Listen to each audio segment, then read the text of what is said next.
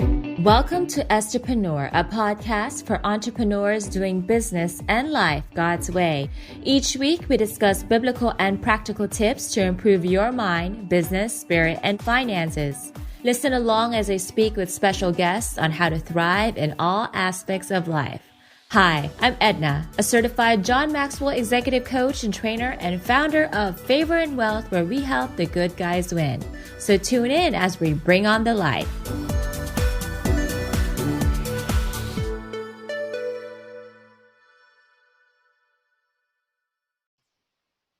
Well, hello, family. Good afternoon, good morning, good evening, wherever you guys are tuning from. I am so excited about today's show. I have someone I admire and I respect. He's a man of God, and he's accomplished so many amazing things in his business. He's a family man. And let me before I kind of go over about, what he does, let's talk a little bit about how I met Nathan Allen. That is the gentleman that is on our podcast today. Nathan Allen actually and I are Rotarians, proud Rotarians. I met him at the Rotary Club of Houston, and I can never forget how I met him, because I remember I was standing in line, signing up. When you're coming in, you're signing your name. You're a new guest. I think it was my first time that I was there. I was invited by this lady named Deborah. Anyway, he comes up to me. He's smiling big and says, "Hi, I'm Nathan, let me go introduce you to a bunch of people." So he then took me and started introducing me to a lot of different individuals in the room. And there was just something about his smile. There was just something, like when when you're in someone's presence, you just feel the love of God. And I felt that from the very beginning when I met Nathan, and having got to know him over the past couple of years, and just hearing his story, the things he's overcome, the things he's done in his business, and just hearing things that through other people who know him as well about who his character is, and how his, just how he just cares for people, and especially his boys. It's just an honor and privilege to have him on our show today. And I hope you guys can get some wisdom nuggets that you could apply into your life, into your business. And so Nate, let's just go ahead and dive on in and tell us a little bit about yourself. Talk about your boys first, and talk about your boys and tell us how you're doing. And, in Houston, Texas, that's where he's based, guys. So go ahead, Nate. Well, thank you so much, Edna. I also remember the very first time we met, and you were one of those people too, just effervescent. What a beautiful family you have. It has been truly my pleasure. It really has been my pleasure to know you and your family. And I miss you now that you're so many states away. Yeah. And it was my son's and my plan to get up there to go visit you, and then coronavirus. So we'll just have to get a rain check. But I know that you guys are thriving there. We got to talk a little bit before the podcast. It sounds just beautiful. And if it weren't for the fact that your entire state could fit in my city, I would probably be a little bit attracted towards heading up there. But yeah, it's great to be on here with you. Thank you. And thank you for the invitation. As far as me, I am a Houstonian. I was born here, and I've lived here my whole life. And all three of my sons were all born here. They are the absolute joy and focus of my life. I tell my oldest, he was 15 and is now driving me around. His name's Caleb. I tell him all the time, I'm hoping one day I'll grow up and be like him, because he's just that, he's that remarkable.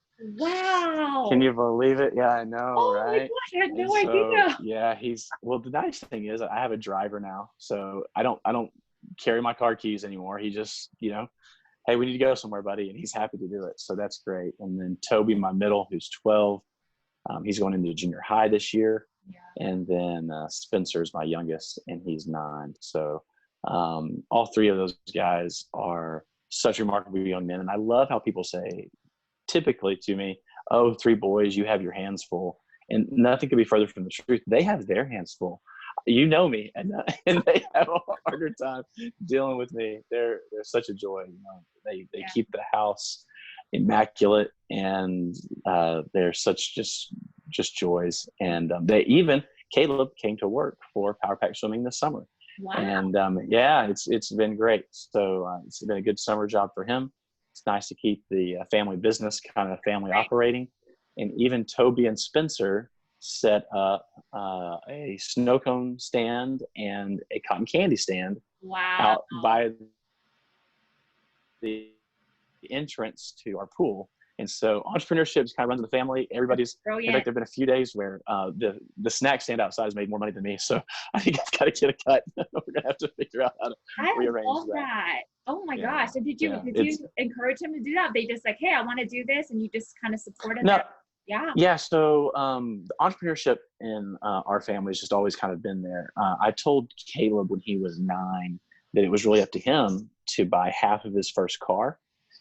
They need to go ahead and save up. And he immediately said, well, I need a bank account. And I said, great.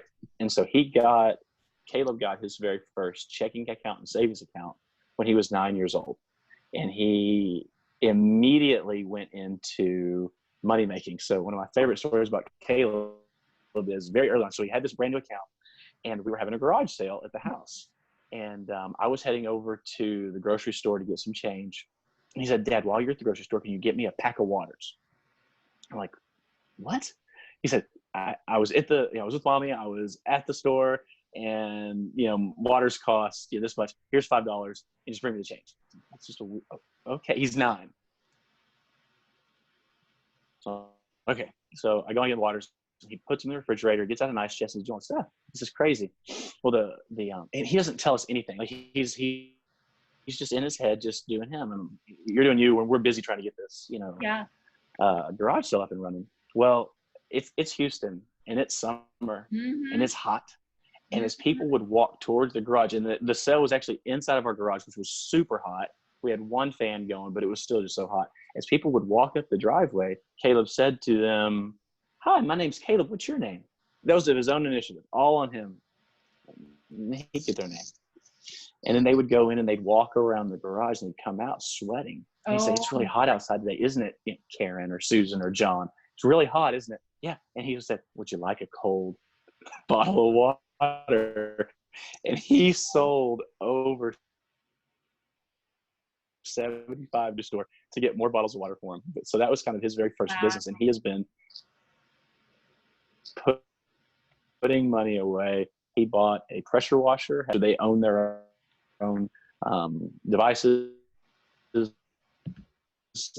snow cone machine, the cotton candy machine, those are theirs. Toby even recently acquired a popcorn machine.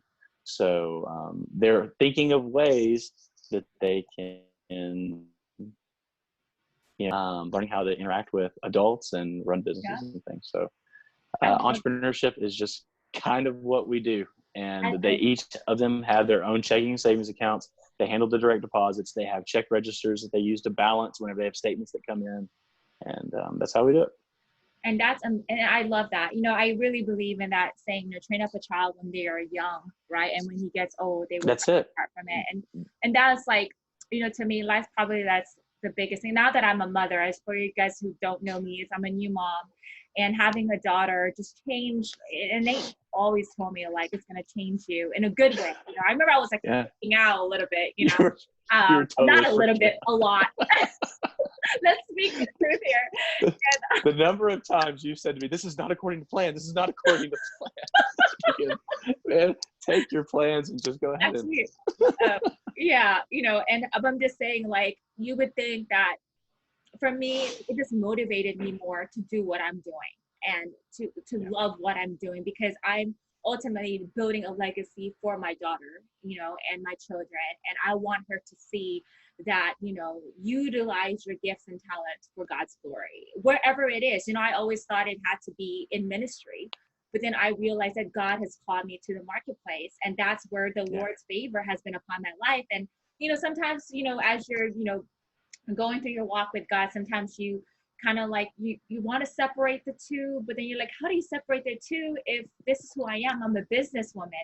I love projects and things like this, and so I love seeing that, like our children, and my mind you, my baby is only 1, but hearing that from other entrepreneurs who have interviewed Nate about their children who just have that entrepreneur spirit in them, creating things and not limiting what God can do through them at such a young age. I think that's one thing that I want to encourage those of you guys who are parents. If you have young children, you don't have to wait until they're older to teach them these skills. start now while they're young. So let's talk about your business, Nate. Tell us a little bit about your businesses. I know you have a couple of them. And can you just walk us through about kind of like what your niche is, what you do for that business, Sure. and some of Sure. the things that you're working on? Okay. Well, my primary for-profit business is Power Pack Swimming.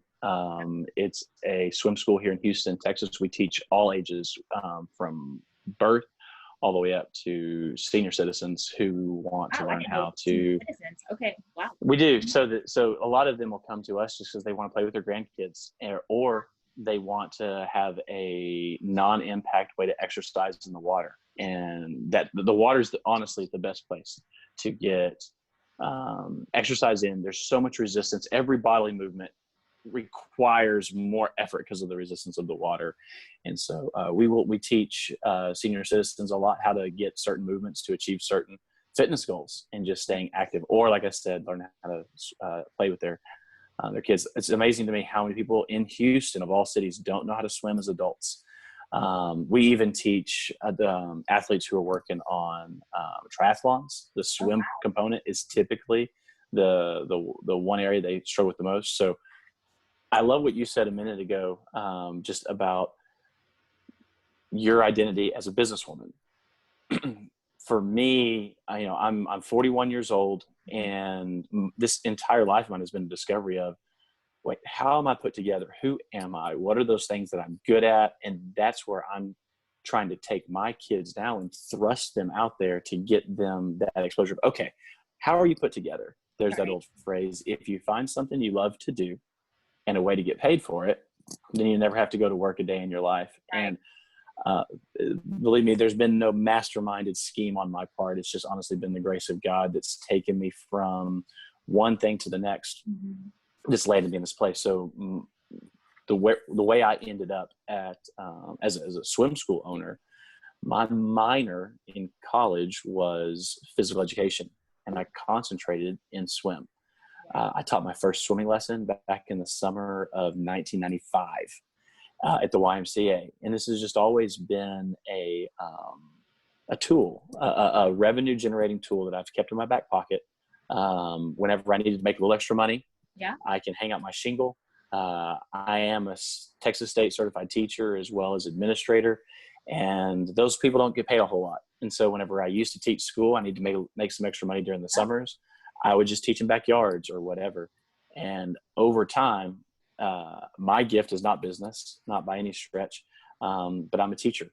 And that's what I do. I love teaching, training, and as it turns out, people really want their kids to learn how to swim because it's a Yeah. safety thing. And so that's where we focus. And I kind of fell into it in a way. Mhm. It grew on its own. It's something that God has definitely handled, not me. There wasn't some kind of strategic, one day I'll go out and here's my business plan and this is all the way it is. For people who can do that, God bless you. Mhm. Use your gifts to the glory of God. Mine was seriously just, God gave me a gift of teaching. Yeah. He gave me the access to an indoor pool with a dive shop here in town, and a relationship that he forged another way, and just going through life, living it day in, day out.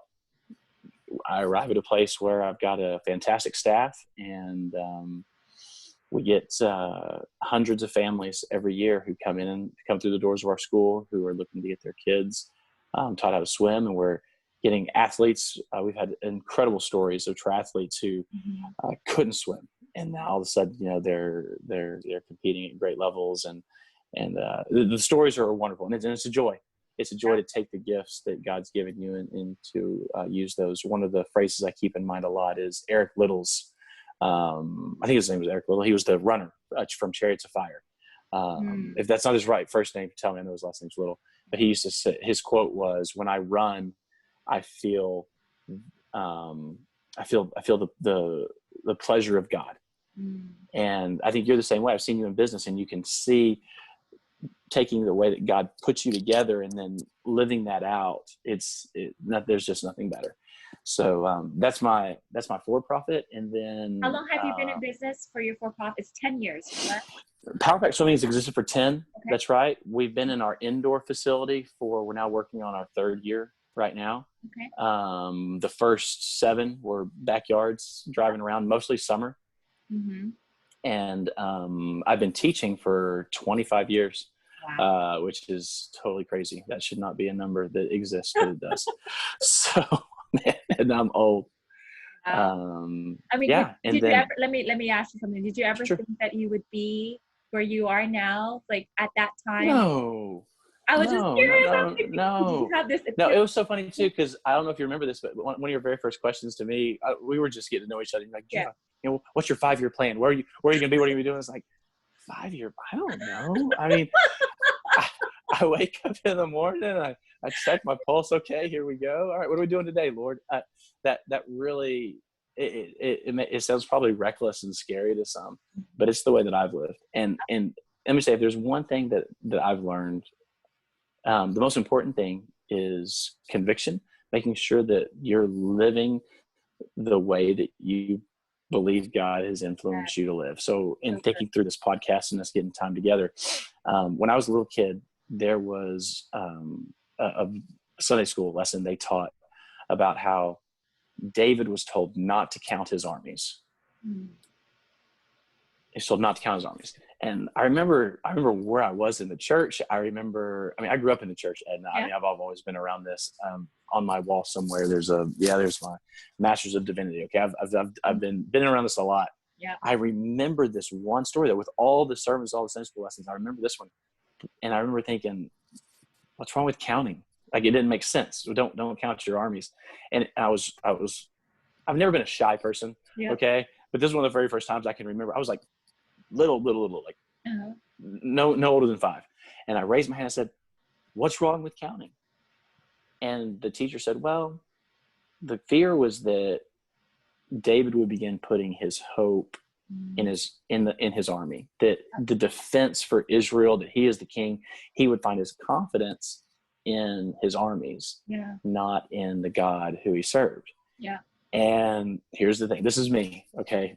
I'm not saying this is a prescription for Yeah. anybody, but for me, my bank account isn't what I'm resting on or in at all. It never has been. I am not a good steward. I have wonderful people who do that stewardship piece. So I'm not saying don't keep good accounting. Yeah. But for me, this has just been one of those things where, God, you've made me to do this. I'm going to wake up every morning. I'm going to work hard. And you know me, I work very hard. Okay. And at the end of the day, I sleep well every night because my hope is not in, I think it's the book of Judges that say some trust in horses, some trust in chariots. I think it's someone, maybe not. But no, trusting that God is taking you along the path, that he intends everything for your good, that he's making it work out for your good at all times is a peaceful place. And I am now operating kind of in my flow, in my rhythm, just doing me every day. Yeah. And it makes life so much fun. And I've got a Master's of Divinity, and my job is I own a swim school. I mean, make that make sense. It's just, I love how how God God, is. but that's the thing. That's all when you know that. And I remember the gentleman I interviewed the other day, he was talking about, there's no way I would be doing what I'm doing. It's definitely the power of God. It's definitely the grace of God. Like, I'm not going to take any credit, and, Right. And he's like, people are going to ask me like, what? I'm like, no, I was just there, and God put everything together, and I just showed up, and it was just literally falling on my lap, and God has given me the grace to manage it and steward it well.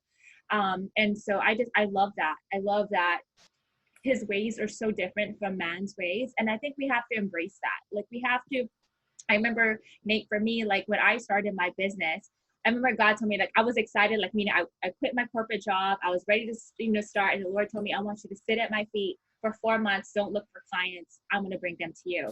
And I was like, what? I'm a sales background. I know what it's like to look for business, Right. But I was like, okay, God, it doesn't make sense. And, I was like crucifying my flesh. I was like, I'm supposed to be out there. I'm supposed to be networking. I'm supposed to be, talk about my business. I'm supposed to be, but he told me, right? The different steps. I have a business plan, like you said, but the Lord told me, don't follow your business plan. I'm like, are you kidding me? Like, you gotta be kidding me. So, here Yeah. I am sitting there, they're like, oh, you're out there. And for me, it's just like, and that's what I love about God is he's so like, he's a genius. Like he's a master strategist because sometimes he knows your weaknesses. And could it be that my weakness was pride? That if I were to say, I got all these clients because I did this and did this and did that, the glory will go to me instead of God. Yeah. And sometimes Yeah. we have to be okay with that. That to know that, hey, his ways are different, but his ways are always the best ways. And, I love that. So talk to us a little bit about your, nonprofit as Okay. well, because I know you're doing some amazing things with that. Okay. So this has been, again, I wake up in the morning, Yep. and I know more now how I'm put together. I know me. Yeah. And honestly, I wish it hadn't taken me quite so long. I was so much a poser for so long. Yeah. That word poser is an interesting word. I was posing, I was posturing, I was pretending, I was faking it. Yeah. I was trying to be what other people wanted me to be for so long. Yeah. Okay. Yeah. But God still, even though I was stubborn, I was like that. I was like Balaam's donkey that wouldn't go, so like, Yeah. no. Yeah. I was just so stiff-necked, so stubborn, thinking I've got a better plan than God kind of deal. He still kept me in the vein of education. Yeah. And that's what I found out about me is like in my heart, I am a teacher. That's what I am. So I had the just unbelievable pleasure 5 years ago to found a nonprofit, and it's called Our Schools. It's our with an H, but the O is what's capitalized. It's called Our Schools, and it's an educational concept. It's a way that I'm working to prayerfully on God's timetable, because it's been an interesting journey these last few years, to reform the way that we're approaching public education. Yeah. Deuteronomy 6 tells us to teach our children these things, these truths that had been shared in Deuteronomy 5. Share these things with your children when you rise up, when you lie down, when you go, and when you come in the way. Yeah. In other words, children are taught in relationship as you're doing life together. We have this model right now that's kind of a collegiate model. John Dewey introduced it back in the early 1900s, where you sit down in a classroom and people talk at you and there's a board and here, now you're learning. Right. We know better. Kids learn as they do and as they live and as they see and as they relate. And what I discovered over my 15 years in the classroom was the most deficient asset we have in our schools today is relationship. It's so impersonal. There are many schools where a child will write their student ID number more than their name on a day, because, we got to put that on the Scantron. And it's so impersonal. And our kids, they just want relationship, which from my, personal learning experience, that's the entire narrative of Scripture. The whole thing is relationship. Yes. It starts off, on day 6, God's like, all right, somebody in my image, let's go. Yeah. And then, he shouldn't be alone. Relationship, right? And then a snake comes in. Yeah. Broken relationship. Don't worry, a redeemer is coming to redeem what? The relationship. Why? For an eternal relationship. Yeah. Everything from Genesis all the way to Revelations is just relationship. Okay. And the one thing that we're starving our kids for the most is relationship. They say that the number one fear of an adolescent is abandonment. Yeah. And in our culture, we have split homes, single parents all over the place, latchkey kids. That was my generation. We were kind of the ones that coined that phrase back in the 80s of latchkey. And so our nonprofit, Our Schools, is trying to get us, the community, the adults that are in the community around the school, around the public school, to volunteer 1 hour. Hence the word Our Schools, HOUR, but they're Our Schools as well. Got it. 1 hour a week to go into the classroom and actually become a part of that day's teaching. And then we call the adults who go in mentor teachers. There's no plans or studying up or anything like that that the adults need to do, whether they're parents or singles, doesn't matter, just adults. They don't have to prepare anything. When they walk in, everything is kind of scripted out, and all they have to do is sit down with a group of 4 kids. Women sit down with 4 girls, men sit down with 4 boys, and they break them up and they just talk about the day's lesson. And the way we frame it, it makes it so easy Yeah. for kids to build relationships. And Yeah. actually they begin to, as they're having discussion about that day's lesson, and this could be a math lesson, Yeah. a health lesson, it could be history, it could be English, doesn't matter. It's Yeah. just a discussion about it, and the way that we phrase the questions and whatnot, the kids' critical thinking skills turns on. They're not just, sitting in a desk bored. Yeah. And the benefits to the kids are just unreal, unprecedented. Like the results we're getting for them, not just academically as they're beginning to open their minds up, but even behaviorally, and they want to show up to school because they know that mentor teacher is going to be there. The benefits for the adults is they're going, wow, this is what our kids are up against. Now we're in the schools and we're seeing it. And parents are becoming better parents, and we are becoming better voters because we're seeing the way, what's actually impacting our kids and stuff. Our schools has been a huge blessing, and we did 3 years ago, we landed a 5-year contract with Houston ISD, which is the largest school district in the state, to actually implement this style of mentor teaching across the entire district. And God's timing again is where we're at. Lord, where do we go next? What do we do to bring that to fruition? There was no master plan, and there's not. I've just woken up, and this is where God has taken me. And I'll remember it was Maundy, Thursday of 2018, when I got handed that 5-year contract, and I just thought, this is going to be the best Easter ever. So I love that. I love that. And education is so dear to my heart because I could probably spend hours talking about how, I feel like the education system, there's a lot of work that needs to take place. And I don't even want to go there because you're in the field, you understand that, but I started mentoring high school students and just hearing the things that they were teaching me, the things that they're learning, and it's just really not effective, and it's not preparing them for life, and that's right. That's huge. It's like our job as the older generation is to mentor the next generation and preparing them, for the future, and just the methods of you talking at them versus engaging with them, which is what you know what I mean? That's right.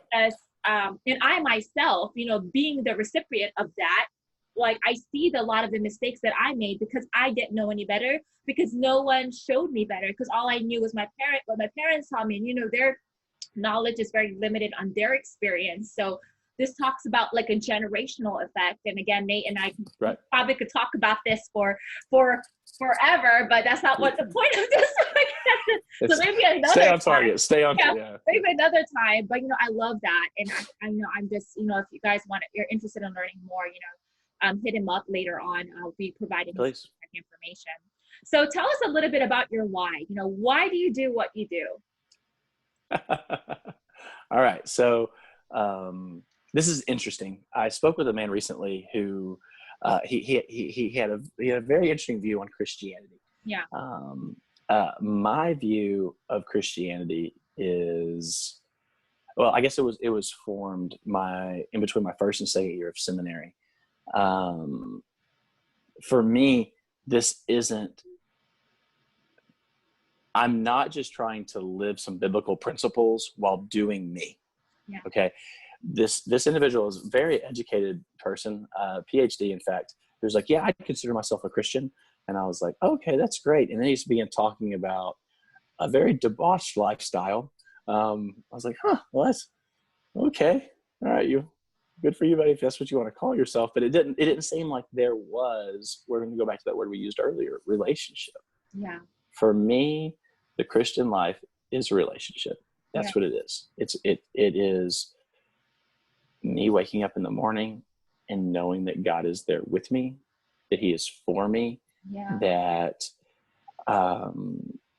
I don't see God. I don't believe he is a controlling God from the standpoint of a puppeteer who is, controlling my mouth and enforcing things to happen.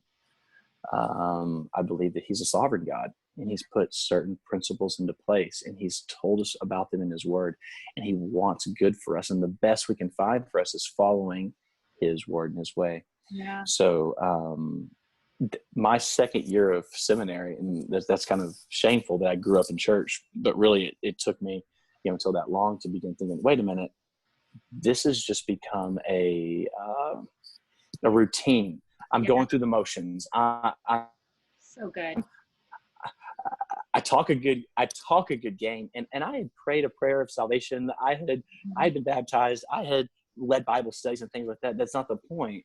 Yeah. The point was what kind of just hit me so hard was I've got a relationship with, Edna. I've got a relationship with, whomever. God talk to us from time to time. Join, we do things, and God's a checkbox. So the reason that I do everything that I do is I in my heart of hearts, to my very core, believe that this life is over that fast. This is a vapor. It's a moment. It's a brief. So good. We're here and gone. Okay. Yeah.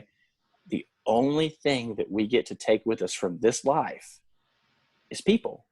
Yeah. So I kind of see a handle with care stamp across everybody's head. Yeah. Hey, there is somebody who, there's a great, I can't remember the name of the band. They've got a song called The God I Know. I want people to know the God I know. I don't want you to pray the way I pray. I don't want you to read the things I read. I don't want you to study the things. You don't have to go to the church that I go to. I'm not saying that at all. Yeah. I'm saying I want you to know the God who brings peace and joy and happiness and comfort and contentment. I have had in my entrepreneurial work, I have had a lot of money and I have had negative money. Right now, coronavirus is going on. If I look at those numbers, it freaks me out. So I don't even, don't go there. I wish I had the maturity to have faith while looking at the numbers, but I'd rather just don't let me see. But people, the number of times people have said in my life, there's something different about Nathan. There's what's going on? You talked about the beginning of the podcast. I didn't ask you to say those things, but my life is filled with joy and hope and peace and happiness. And then people get closer to me. I had somebody just this weekend say to me, you didn't tell me any of this stuff was going on. I would have never known. I was like, good. This is not about me. Right. I'm doing what I'm doing. I'm taking the gifts that God has given me and trying to give them back to him in the way that I use my words, the way that I use my, time, my abilities and things like that. Again, I can't emphasize this enough. I want my kids to know how they were made. If they're a wrench, go out and don't hit nails. Don't hit nails. You're a wrench. You're there to turn things. If you are a hammer, though, send it through. Go. Figure out who and how God made you, and then live that thing out. Because the peace and the happiness and the hope and the contentment that come with that, it's very attractive to a lost world. Yeah. I can't remember who the person was attributed with the statements, but preach always and use words if necessary. People are attracted to that idea, and I want people's lives to be improved because I want to take as many people with me in this life to the next one. It's going to be great to see people there be like, hey, and doing that whole catch up deal. Love people. And so I guess that's why I do what I do. I love that. Authenticity speaks volumes. And I think that's something, and Nate, I just knowing Nate, for you guys who don't know him, I know him very well on a personal level and a professional level. And just being able to, like, he doesn't just talk a good game, he literally walks it out. And that's huge. It's like being that light in the midst of darkness. I always say, be the salt of the earth, be the city on the hill. People, you don't have to say, I'm a Christian, for people to know that you're different. In fact, I hardly ever say that typically. They're like, there's something about you, there's something different about you. Your actions, the way you carry yourself, your character, the way you do your business, the way you handle pressures, especially that, how do you handle pressures, right? So let's talk about that actually. As an entrepreneur, what would be the biggest challenge that you face as an entrepreneur? And tell us, how did you overcome it? Yeah. So again, I can only deal with me. Okay. And please don't try. A very good friend of mine who's now passed, his name is John Bazania. He was a seminary professor of mine. He was also the pastor at Houston's First Baptist Church, where I was a member. He was the pastor emeritus. He was the one who was there before. I used to drive him to the airport in seminary. Long story behind that. But one time we were driving to the airport, and he said to me, when Billy Graham was on television, he goes, I changed the way I preached because he goes, and somebody played for me that tape, and he used to call me Ethan Allen, Ethan. I didn't correct him. He's like, Ethan. I was like, just be you, be who God made you to be. What John was telling me was, Billy Graham was the big thing. and everybody liked him. And so Yeah. so he went back and listened to some of his cassette tapes. It was like, oh my gosh, I'm even speaking with that draw from that same, Tennessee or wherever, kilograms from. What am I doing? Right. This is what I'm about to tell you is me. And so again, with conviction, do what God's made you to do and be the way that God's made you to be. But for me in my business, I don't focus on the numbers of the monetary numbers, the dollars. I don't. I value people above bottom lines. And that means that sometimes we get people who are very not on the same page, whether that be customers of ours, whether that be coworkers of ours. I've been cheated. I've had money stolen from me, and people go, "Aren't you upset?" I was like, honestly, it's going to hurt them more than it's going to hurt me. I mean, I'll recover. God's got this. I'm fine. People I'm trying to partner with, other companies who come along, and finding like-minded people who say, at the end of the day, money comes and money goes. But love God, love people. And then responsibly take care of your business. That's been the biggest challenge, is finding people who, when the rubber really meets the road, I mean, the chips are down. Because let me tell you, as a business owner, there's going to be days where you're like, wow, I'm out of money.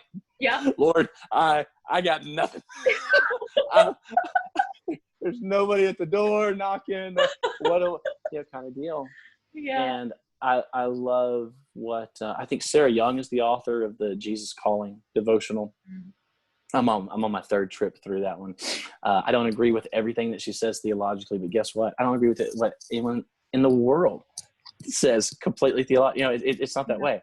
But so much of what her devotional Jesus Calling is about is just tomorrow worries about itself. Today, do you have breath?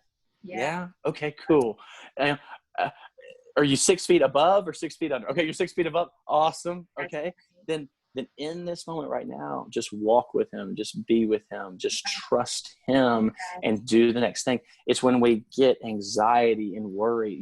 Yesterday's devotional was about the idea of fear and how we bury this fear and it becomes anxiety, and ultimately it begins metastasizing itself where we get fear of fear. And then it just spirals out of control, right? Well, it is hard in a world that thinks that money is what cares for it. I've heard people referred to as always such a good provider. Is he? Did he have any relationship with his kids? Oh, I understand. Y'all live in a multi-million-dollar house and things like that, but what actually is provision? So good, for, Nate. That's so good. So for me, finding people who are willing to say, yeah, we're going to take the hit because the people are more valuable. And the number of anecdotal stories that could be told on that end, even in just the 10 years of Power Pack Swimming, it's really escalated a lot since we actually go year round and have business. It's maddening how much people trust in money. The Bible tells us, do not trust in the uncertainty of riches. It also tells us that those who desire to be rich pierce themselves through with many pangs. The love of money is the root of all kinds of evil. Just those three alone. Jesus taught more on money than any other subject. Okay. And the things that he says aren't the narcissistic, sociopathic CEOs of, publicly traded company stuff is out there. It's not. And if you want to go try to find hope and joy and peace in those things, you will be eating mud, thinking you're drinking water because you're in a broken cistern that holds no water. Yeah, absolutely. And you've shared so many. I mean, hope you guys are listening and that you guys have really listened to that. You guys may have to replay this over and over again because he said a lot of important things. And that's what I love about these type of conversations, especially when God is in it. Let's just talk about money. You're going counter what society obviously preaches on, right? It's all about the bottom line, right? It's count your numbers, count the costs, save money, save time, make money, kind of thing. And I know this because this is the stuff that we learn and breathe, and this is what's ingrained in us. And going Yeah. the opposite of what the world so-called recommends to people, Yeah.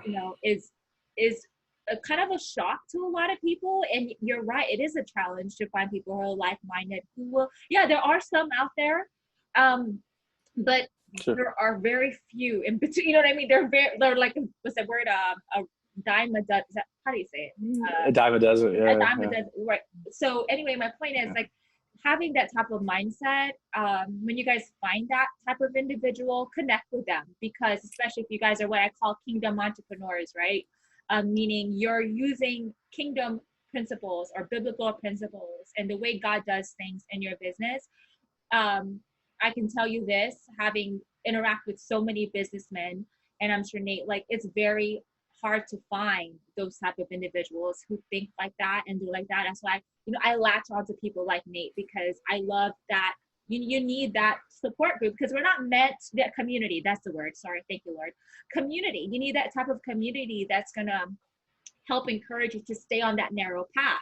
You have the wide path that the world walks in, and yeah, a lot of people. But if you go walk in a narrow path, yeah, it's kind of scary at times, because it seems like you're going against what your flesh is saying, right? You're like, your flesh is probably like, are you crazy? Are you dumb? Like, what are you thinking like this? Why are you doing this thing? So you're gonna give your Yeah. last penny?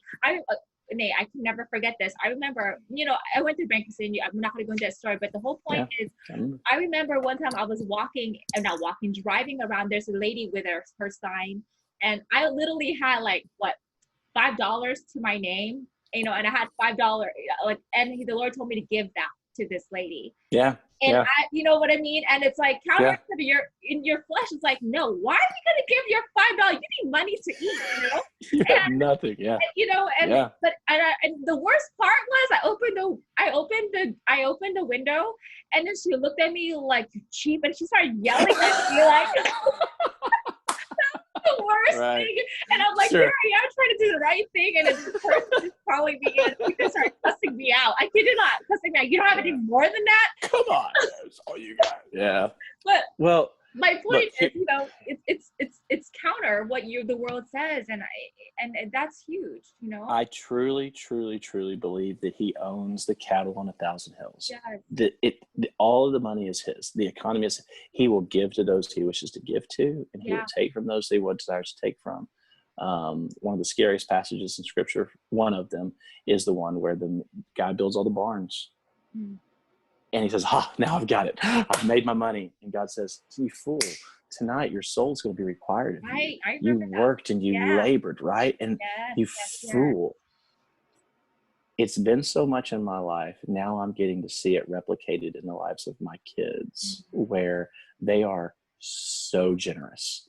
They really are living with their hands just like this. I mean, it's remarkable to see their rush towards generosity and giving when they don't really have anything to give. They're kids, right? But they're like, I don't know.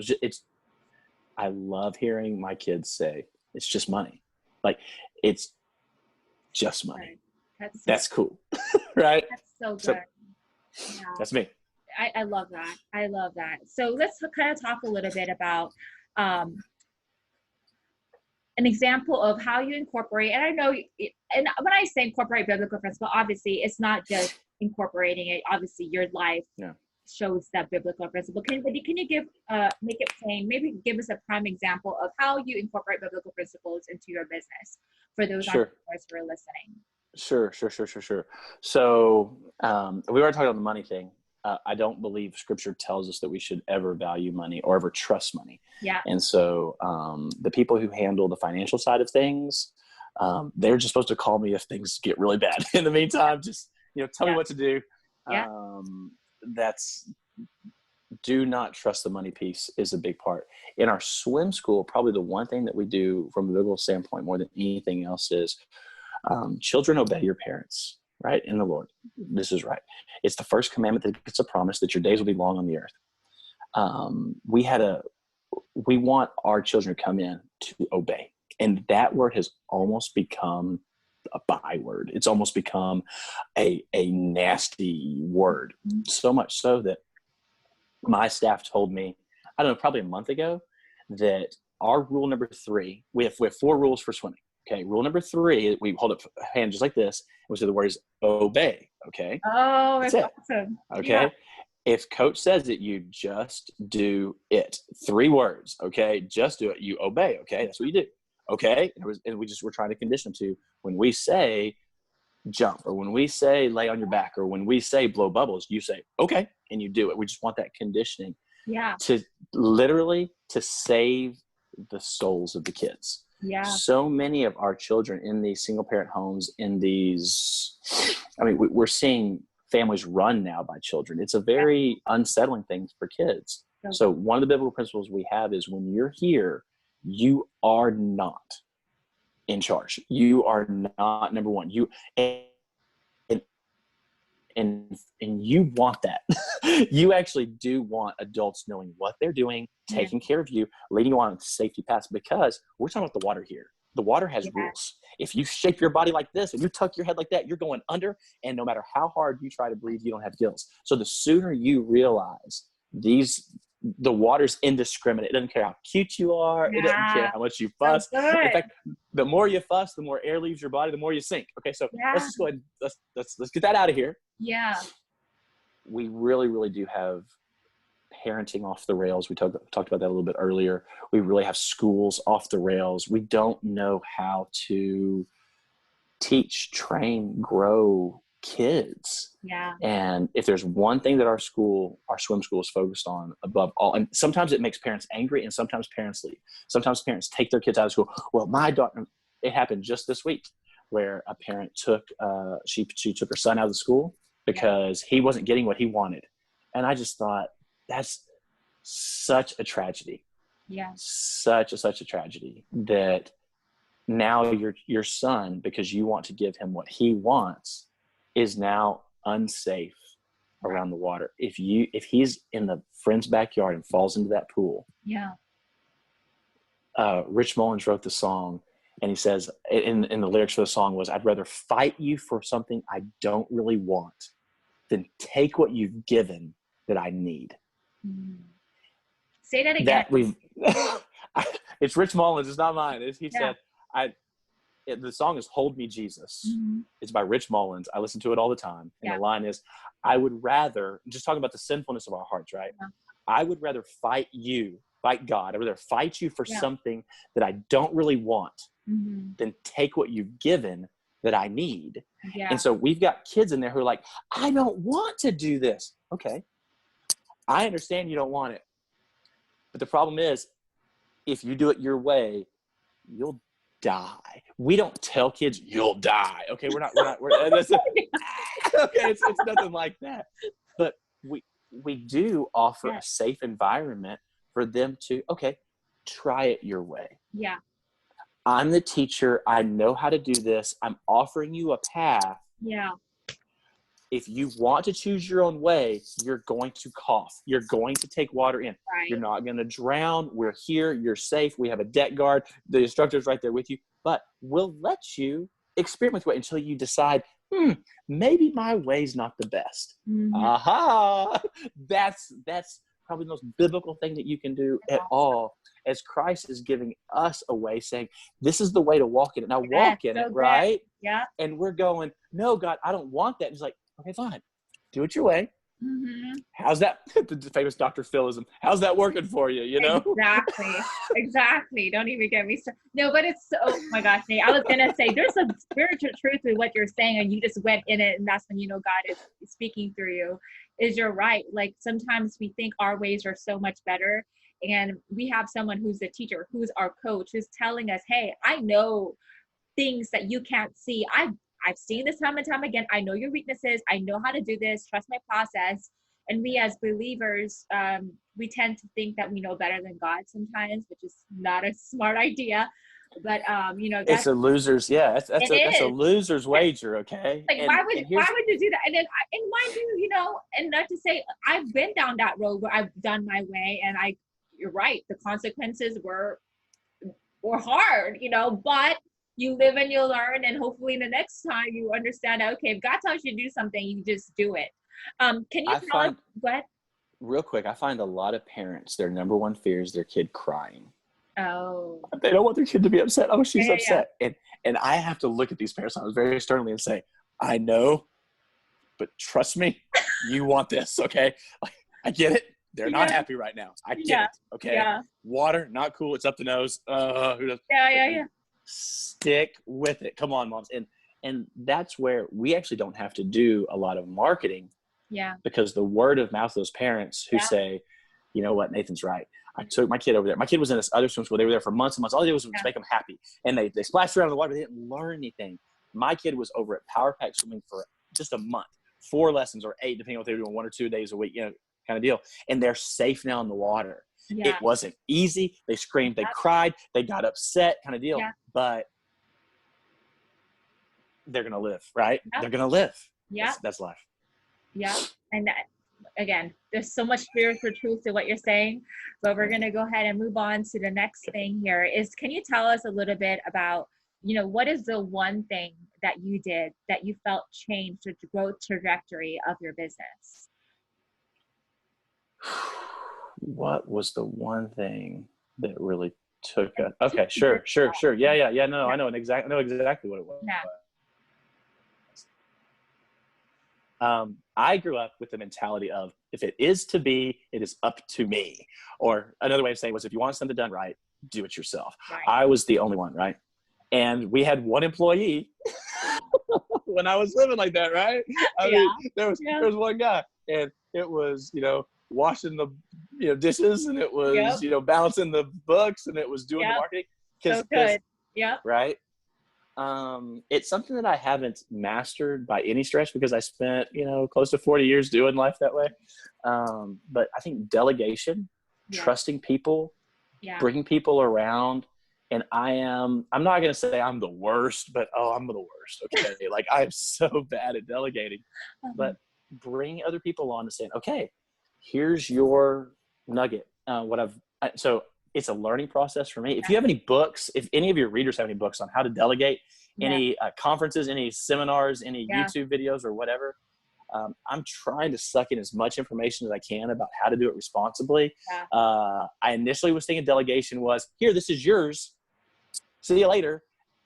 It can't work that way, right? There's still oversight. And one of the yes, things I've learned recently is taking my employees, my staff, and putting them into the wrong position, taking those yeah, wrenches and having them hammer nails, and having, it's no good. So mhm, making sure that the people that you're delegating to have the the passions skill and the set, gifts and that bit, right?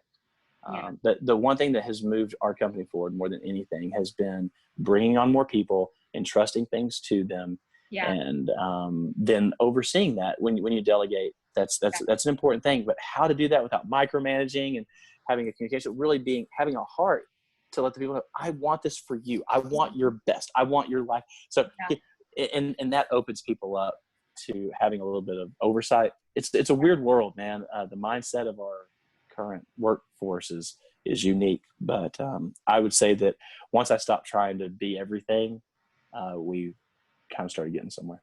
and then people like to be challenged too. Well, not all people, but the right people, the ones that are, meant to be leaders. Sure.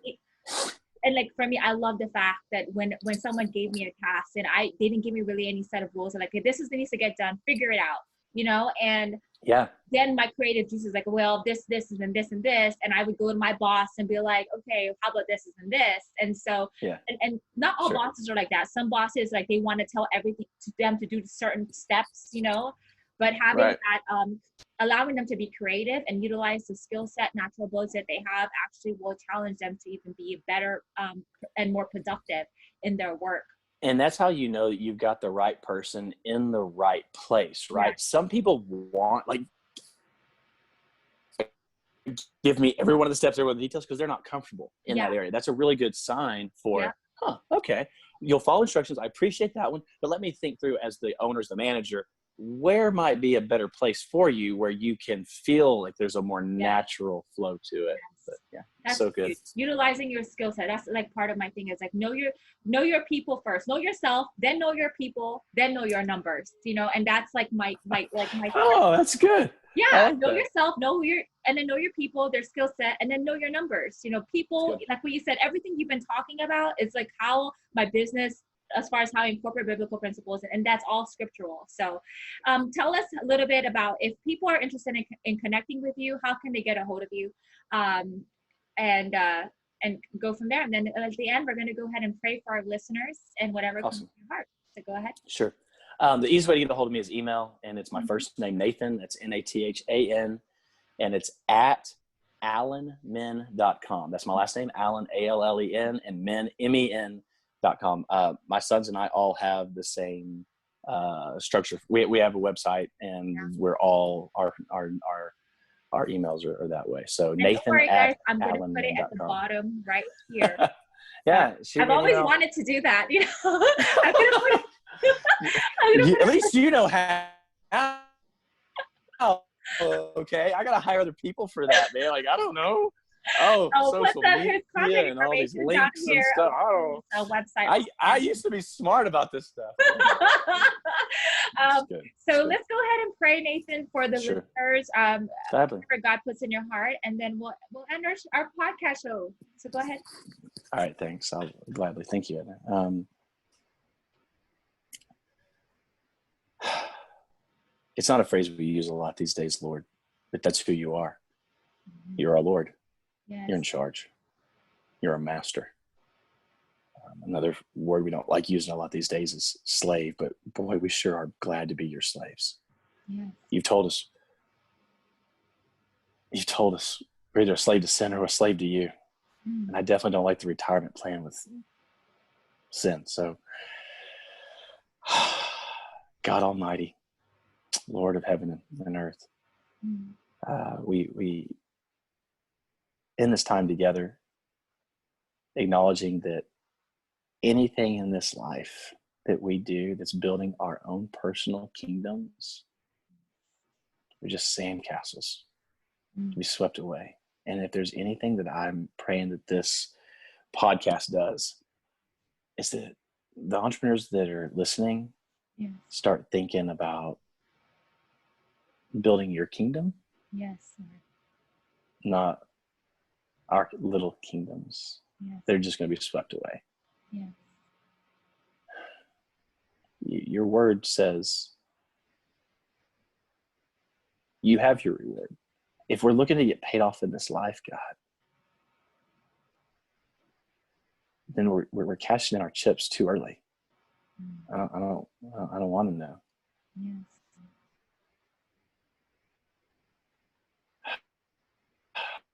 You've given me so much. I don't deserve any of it.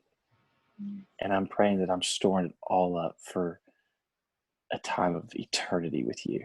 Yes. That is blessed and as rich and as joyful as I am here now. That no, it's not even to be compared with what's awaiting. As much as I feel your presence and feel your pleasure now, Father,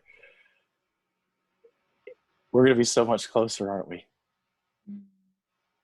So for today, whether it's my words or my actions, whether it's my thoughts, my emotions, God, I pray that they'd all be directed towards the establishment, the building of your kingdom, that I would have what you want me to have, that I would give what you asked me to give, and I would do so without hesitation. I pray the same heart inside of all the listeners. Yes, Lord. For the name and the sake of your kingdom, the name of your Son, the fame of your Son, the peace of all men. Amen. Amen. Well, thank you so much, Nate. It was so powerful, the things that you've shared. And I know I myself have taken away a lot of things, and I know our listeners would also as well.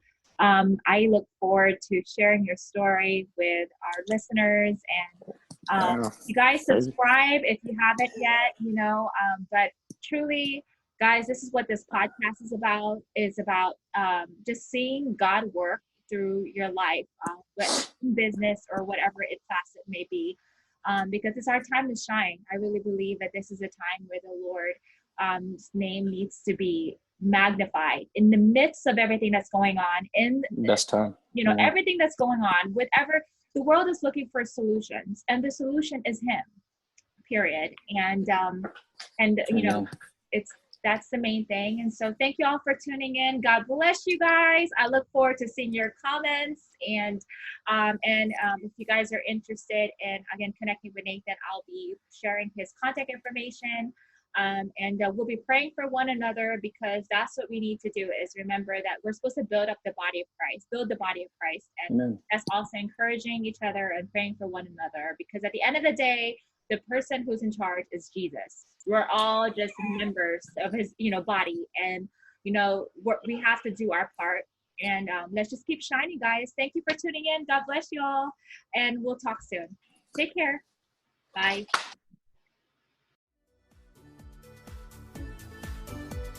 Thanks for joining us this week on Estherpreneur. Make sure to visit our website, favorandwealth.com, for more information on our services. While you're at it, if you found value in this show, we'd appreciate a rating on iTunes, or if you simply tell a friend about the show, that would help me out too. Also, check out my book, The Ugly Side of Sales, available on Amazon, where I share 7 of my secrets on how to win and grow business the right way. Until next time, keep shining.